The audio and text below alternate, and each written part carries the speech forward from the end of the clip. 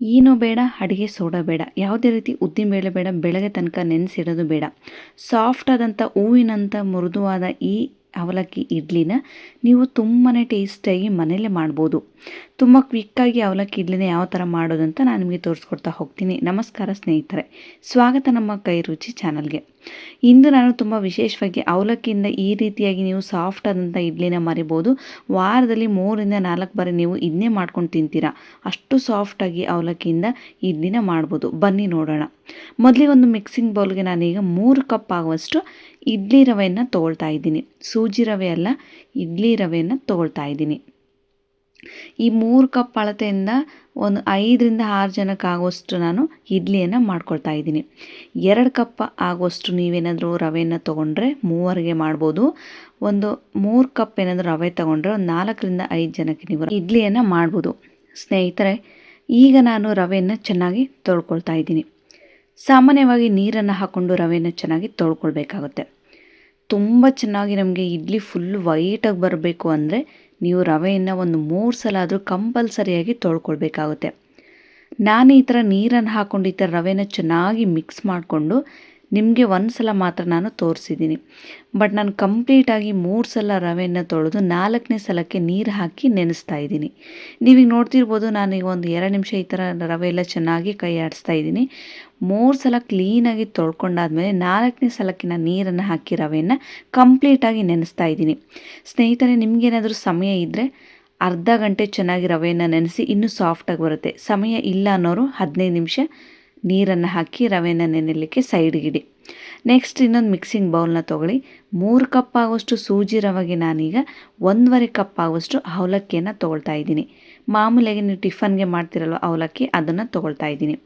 2 cup ಏನಾದರೂ ರವೆ ಹಾಕಿದರೆ 1 ಕಪ್ ಅವಲಕ್ಕಿನ ಹಾಕಿ, 3 ಕಪ್ ಸೂಜಿ ರವೆ ಅಲ್ಲ ಇಡ್ಲಿ ರವೆ ಏನಾದರೂ ಹಾಕಿದರೆ 1.5 ಕಪ್ ಆಗುವಷ್ಟು ಅವಲಕ್ಕಿಯನ್ನು ಹಾಕಿ ಇದನ್ನು ಚೆನ್ನಾಗಿ ನೀವು 2ರಿಂದ 3 ಬಾರಿ ಕ್ಲೀನಾಗಿ ನೀರಲ್ಲಿ ತೊಳ್ಕೊಳ್ಬೇಕಾಗುತ್ತೆ.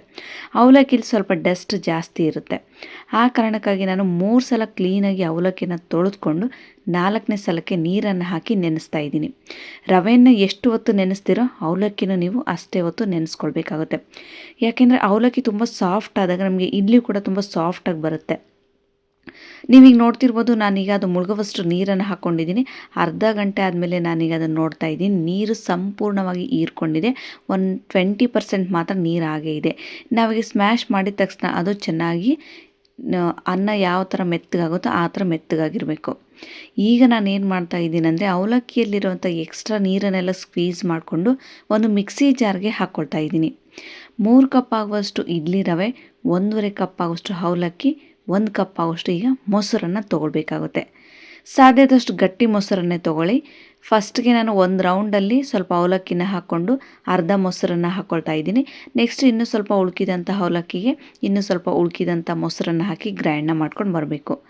ಸ್ನೇಹಿತರೆ, ಅವಲಕ್ಕಿನ ತುಂಬ ಚೆನ್ನಾಗಿ ನೆನೆಸ್ಕೊಳ್ಬೇಕು, ಇಲ್ಲಾಂದರೆ ನಮಗೆ ಗಟ್ಟಿ ಥರ ಆಗೋಗ್ಬಿಡುತ್ತೆ. ಇಡ್ಲಿಗೆ ಸ್ವಲ್ಪ ಬರೋಕ್ಕೆ ಕಷ್ಟ ಆಗುತ್ತೆ. ಅರ್ಧ ಗಂಟೆ ರವೆಯನ್ನು ನೆನೆಸಿ, ಅರ್ಧ ಗಂಟೆ ಉದ್ದಿನಬೇಳೆ ಅವಲಕ್ಕಿಯನ್ನು ನೆನೆಸಿ. ಈಗ ನೋಡಿ, ರವೆ ಕೂಡ ತುಂಬ ಚೆನ್ನಾಗಿ ನೆಂದಿದೆ. ರವೆಯಲ್ಲಿರುವಂಥ ನೀರನ್ನು ಚೆನ್ನಾಗಿ ನಾನು ಹಿಂಡಿ ರವೆಯನ್ನು ತೆಗಿತಾ ಇದ್ದೀನಿ. ಅಂದರೆ ರವೆಯಲ್ಲಿರುವಂಥ ಎಕ್ಸ್ಟ್ರಾ ನೀರನ್ನೆಲ್ಲ ನಾವು ಸ್ಕ್ವೀಸ್ ಮಾಡಬೇಕು. ಆಲ್ರೆಡಿ ಅವಲಕ್ಕಿ ನೆನೆಸಿರ್ತೀವಿ, ಅವಲಕ್ಕಿಯಲ್ಲಿ ನೀರಿನ ಅಂಶ ಇರುತ್ತೆ, ಮೊಸರು ಬೇರೆ ಹಾಕಿರ್ತೀವಲ್ವ, ರವೆ ಕೂಡ ತುಂಬ ಚೆನ್ನಾಗಿ ನೆಂದಿರುತ್ತೆ. 1% ಕೂಡ ಈ ಇಡ್ಲಿ ರವೆಯಲ್ಲಿ ನೀರು ಇರಬಾರ್ದು. ಎಷ್ಟು ಸಾಧ್ಯನಷ್ಟು ಚೆನ್ನಾಗಿ ಈ ರವೆಯಲ್ಲಿರುವಂಥ ನೀರನ್ನೆಲ್ಲ ಹಿಂಡಿಬಿಡಿ. ಈಗ ನಾನು ಅವಲಕ್ಕಿ ಹಾಗೂ ಮೊಸರನ್ನ ಸಣ್ಣದಾಗಿ ಪೇಸ್ಟ್ ಮಾಡ್ಕೊಂಡು ಬಂದಿದ್ದೀನಿ. ನಿಮ್ಗೆ ಎಷ್ಟು ಸಾಧ್ಯನೋ ಅಷ್ಟು ಸಣ್ಣದಾಗಿ ಪೇಸ್ಟ್ನ ಮಾಡಲಿಕ್ಕೆ ಟ್ರೈ ಮಾಡಿ. ಯಾಕೆಂದರೆ ನಾವೆಷ್ಟು ಚೆನ್ನಾಗಿ ಸಣ್ಣದಾಗಿ ಗ್ರೈಂಡ್ನ ಮಾಡ್ಕೊಂಡು ಬರ್ತೀವೋ ಅಷ್ಟು ಸಾಫ್ಟಾಗಿ ನಮಗೆ ಇಡ್ಲಿ ಕೂಡ ಹೂವಿನಂತೆ ಸಾಫ್ಟಾಗಿ ಮೃದುವಾಗಿ ಇಡ್ಲಿ ಕೂಡ ಬರುತ್ತೆ. ಇಲ್ಲಾಂದರೆ ಅವಲಕ್ಕಿ ಥರ ಕಣ ಹಾಗೆ ಉಳ್ಕೊಂಡ್ರೆ ಇಡ್ಲಿ ಸ್ವಲ್ಪ ದಪ್ಪ ಅನಿಸುತ್ತೆ. ಈಗ ಉಳ್ಕಿದಂಥ ಅವಲಕ್ಕಿನೂ ಕೂಡ ಕಂಪ್ಲೀಟಾಗಿ ಹಾಕ್ಕೊಂಡು ಮೊಸರನ್ನು ಕೂಡ ಹಾಕ್ಕೊಂಡು ಸಣ್ಣದಾಗಿ ಈಗ ನಾನು ರುಬ್ಕೊಂಡು ಬಂದಿದ್ದೀನಿ. ದೋಸೆ ಬ್ಯಾಟರ್ ಯಾವ ಥರ ಇರುತ್ತೋ ನಮಗೆ ಆ ಥರ ಬರಬೇಕು.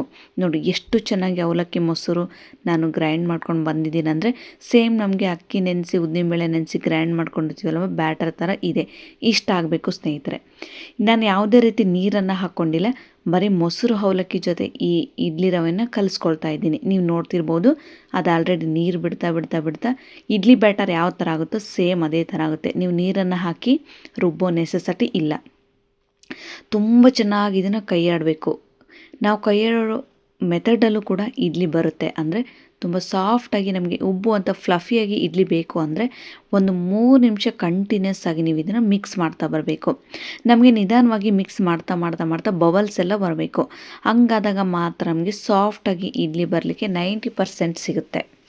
ಈಗ ನೋಡಿ ಎಷ್ಟು ಚೆನ್ನಾಗಿ ಬ್ಯಾಟರ್ ರೆಡಿಯಾಗಿದೆ ಅಂತ. ಉದ್ದಿನಬೇಳೆ ಹಾಕಿದರೂ ಕೂಡ ಇಷ್ಟು ಚೆನ್ನಾಗಿ ನಮಗೆ ಇಡ್ಲಿ ಬ್ಯಾಟರ್ ಕೂಡ ರೆಡಿ ಆಗೋದಿಲ್ಲ ಸ್ನೇಹಿತರೆ. ಖಂಡಿತವಾಗ್ಲೂ ಕ್ವಿಕ್ಕಾಗಿ ನೀವೇನಾದರೂ ಬ್ರೇಕ್ಫಾಸ್ಟ್ನ ಮಾಡಬೇಕು ಅಂದ್ಕೊಂಡಿದ್ರೆ ಈ ಇಡ್ಲಿನ ಒಂದು ಸಲ ಮಾಡಿ ನೋಡಿದರೆ ಖಂಡಿತವಾಗ್ಲೂ ಉದ್ದಿನಬೇಳೆನ ಮರೆತು ಬರೀ ಅವಲಕ್ಕಿ ಮೊಸರನ್ನ ಹಾಕಿ ನೀವು ಇಡ್ಲಿಯನ್ನು ಮಾಡ್ಕೊಂಡು ತಿಂತೀರಾ. ಅಷ್ಟು ಟೇಸ್ಟಾಗಿ ತುಂಬ ಸಾಫ್ಟಾಗಿ ಬರುತ್ತೆ. ಹೋಟೆಲ್ಗಳಲ್ಲಿ ಹೋದಾಗ ನೀವು ಯಾವ ಥರ ಇಡ್ಲಿ ಸಾಫ್ಟಾಗಿರುತ್ತೋ ಅದಕ್ಕಿಂತ 10 ಪಟ್ಟು ಸಾಫ್ಟಾಗಿ ನಾವು ಮನೇಲಿ ಇಡ್ಲಿನ ಟ್ರೈ ಮಾಡ್ಬೋದು. ಯಾವುದೇ ರೀತಿ ನೀವು ಉದ್ದಿನಬೇಳೆನ ನೆನೆಸಿ ನೈಟ್ ಎಲ್ಲ ಹೆಣ್ಮಕ್ಳು ಮನೇಲಿ ಕೆಲಸ ಮುಗಿಸ್ಕೊಂಡು ಪಾತ್ರೆ ತೊಳ್ಕೊಂಡು ಎಲ್ಲದನ್ನೂ ಗ್ರೈಂಡಿಗೆ ಹಾಕಿ ರೆಡಿ ಮಾಡಿ ಇಡೋದಕ್ಕಿಂತ ಕ್ವಿಕ್ಕಾಗಿ ಲೇಟಾಗಿ ಇದ್ದರೂ 10 ನಿಮಿಷದಲ್ಲಿ ಈ ಇಡ್ಲಿ ರೆಡಿ ಮಾಡ್ಬೋದು. ನೋಡಿ ಈಗ ಬ್ಯಾಟರ್ ನಾನು ತುಂಬ ಚೆನ್ನಾಗಿ ರೆಡಿ ಮಾಡ್ತಾ ಇದ್ದೀನಿ. ಎಲ್ಲಾದರೂ ಒಂದು ಗಂಟುಗಳು ಕೂಡ ಇಲ್ಲ, ಲಮ್ಸ್ ಇಲ್ಲದೆ ಇರೋ ಥರ ಚೆನ್ನಾಗಿ ಮಿಕ್ಸ್ ಮಾಡಿಕೊಂಡು ಒಂದು 15 ನಿಮಿಷ ಇದನ್ನು ಕ್ಲೋಸ್ ಮಾಡಿ. ಟೈಮ್ ಇದ್ದರೆ, ಟೈಮ್ ಇಲ್ಲ ಅನ್ನೋರು ಇಂದಲೇ ನೀವು ಮಾಡ್ಬೋದು. ಉಪ್ಪನ್ನು ಹಾಕ್ಕೊಂಡು ಹಿಟ್ಟನ್ನು ಚೆನ್ನಾಗಿ ಕಲಿಸ್ಕೊಳ್ಳಿ. ನಾನು ಉಪ್ಪನ್ನು ಹಾಕಿದ ವೀಡಿಯೋ ಸ್ವಲ್ಪ ಅದು ಮಿಸ್ ಆಗಿದೆ. ಉಪ್ಪನ್ನು ಹಾಕಿ ಚೆನ್ನಾಗಿ ಕಲಿಸ್ಕೊಳ್ಳಿ. ಈಗ ನಾನು ಇಡ್ಲಿ ಟ್ರೈಗೆ ಸೆಟ್ ಮಾಡ್ಕೊಳ್ತಾ ಇದ್ದೀನಿ. ನಾನು ಯಾವುದೇ ರೀತಿ ಸೋಡಾ ಆಗಲಿ ಏನಾಗಲಿ ಖಂಡಿತವಾಗ್ಲೂ ಹಾಕಿಲ್ಲ, ಹಾಕೋದು ಬೇಡ, ಹಾಕೋ ಅವಶ್ಯಕತೆಯೂ ಇಲ್ಲ. ಈಗ ನಾನು ಇಡ್ಲಿ ಪಾತ್ರೆಗೆ ಎಲ್ಲದನ್ನು ಸೆಟ್ ಮಾಡಿಕೊಂಡು ಕ್ಯಾಪ್ನ ಕ್ಲೋಸ್ ಮಾಡಿಕೊಂಡು ಬಿಸಿ ನೀರಿಗೆ ಸ್ವಲ್ಪ ಹಾಕ್ಕೊಂಡು ನೀರೆಲ್ಲ ಚೆನ್ನಾಗಿ ಕಾದ್ಮೇಲೆ ಇಡ್ಲಿಗೆ ಇಟ್ಟು 15 ನಿಮಿಷ ಇದನ್ನು ಕ್ಲೋಸ್ ಮಾಡಬೇಕು. 5 ನಿಮಿಷ 10 ನಿಮಿಷದಲ್ಲಿ ಖಂಡಿತವಾಗ್ಲೂ ಆಗೋದಿಲ್ಲ. ಕಂಪಲ್ಸರಿಯಾಗಿ ನೀವು 15 ನಿಮಿಷ ಆದಮೇಲೆ ನಾನೀಗ ಪ್ಲೇಟ್ನ ಓಪನ್ ಮಾಡಿ ತೋರಿಸ್ತಾ ಇದ್ದೀನಿ. ನೋಡಿ ಎಷ್ಟು ಸಾಫ್ಟಾಗಿದೆ ಅಂದರೆ ಖಂಡಿತವಾಗ್ಲೂ ಮಲ್ಲಿಗೆ ಇಡ್ಲಿ ಅಂತಾರಲ್ವ ಅದಕ್ಕಿಂತ ತುಂಬ ಸಾಫ್ಟಾಗಿ ಇಡ್ಲಿ ಕೂಡ ರೆಡಿಯಾಗಿತ್ತು. ಫಸ್ಟಿಗೆ ನನಗೆ ಸ್ವಲ್ಪ ಓಪನ್ ಮಾಡುವಾಗ ಸ್ವಲ್ಪ ಕಷ್ಟ ಅನ್ನಿಸ್ತು, ಯಾಕೆಂದರೆ ಸ್ವಲ್ಪ ನನಗೆ ಎಮರ್ಜೆನ್ಸಿ ಇತ್ತು, ಅರ್ಜೆಂಟಾಗಿ ಬೇರೆ ಕೆಲಸ ಇತ್ತು, ಬೇಗ ಬೇಗ ಓಪನ್ ಮಾಡ್ತಾಯಿದ್ದೆ. ನೀವೀಗ ನೋಡ್ತಿರೋದು ಕ್ವಿಕ್ಕಾಗಿ ಬ್ರೇಕ್ಫಾಸ್ಟ್ನ ಮಾಡ್ಬೇಕು ಅಂದ್ಕೊಂಡಿದ್ರೆ ಖಂಡಿತವಾಗ್ಲೂ ತುಂಬ ಹೆಲ್ದಿಯಾಗಿ ಈಗ ಬ್ರೇಕ್ಫಾಸ್ಟ್ನ ರೆಡಿ ಮಾಡ್ಬೋದು. ನೋಡಿ ಎಷ್ಟು ಸಾಫ್ಟಾಗಿದೆ ಅಂತ. ಇದ್ರ ಜೊತೆಗೆ ನಾನು ಸಾಮಾನ್ಯವಾಗಿ ಶೇಂಗಾ ಚಟ್ನಿನ ಮಾಡ್ಕೊಂಡಿದ್ದೆ. ಎಲ್ಲರೂ ಮಾಡುವಂಥ ಶೇಂಗಾ ಚಟ್ನಿ ಕೂಡ ನಾನು ಈ ಇಡ್ಲಿ ಜೊತೆಗೆ ಕಾಂಬಿನೇಷನ್ ಆಗಿ ಮಾಡಿದ್ದೆ. ಆ ಕಾರಣಕ್ಕಾಗಿ ನಾನು ಆ ವಿಡಿಯೋನು ಜಾಸ್ತಿ ಎಡಿಟ್ ಮಾಡಿಲ್ಲ. ಖಂಡಿತವಾಗ್ಲೂ ನೀವೇನಾದರೂ ಟ್ರೈ ಮಾಡಿಲ್ಲ ಅಂದರೆ ಮಸ್ಟ್ ಆ್ಯಂಡ್ ಟ್ರೈ ಅಂತಲೇ ಹೇಳ್ಬೋದು. ನೀವೇ ಟ್ರೈ ಮಾಡಿದ ಮೇಲೆ ನನಗೆ ಕಮೆಂಟ್ಸ್ ತಿಳಿಸಿರೋ ತುಂಬ ಚೆನ್ನಾಗಿತ್ತು ಅಂತ. ನೀವೇನಾದರೂ ಇನ್ನೂ ನನ್ನ ಚಾನಲ್ಗೆ ಸಬ್ಸ್ಕ್ರೈಬ್ ಮಾಡ್ಕೊಂಡಿಲ್ಲ ಅಂದರೆ ಲೈಕ್ ಮಾಡಿ, ಶೇರ್ ಮಾಡಿ, ಸಬ್ಸ್ಕ್ರೈಬ್ ಮಾಡಿ. ಸಿಗೋಣ ಮುಂದಿನ ವೀಡಿಯೋದಲ್ಲಿ. ಧನ್ಯವಾದಗಳು.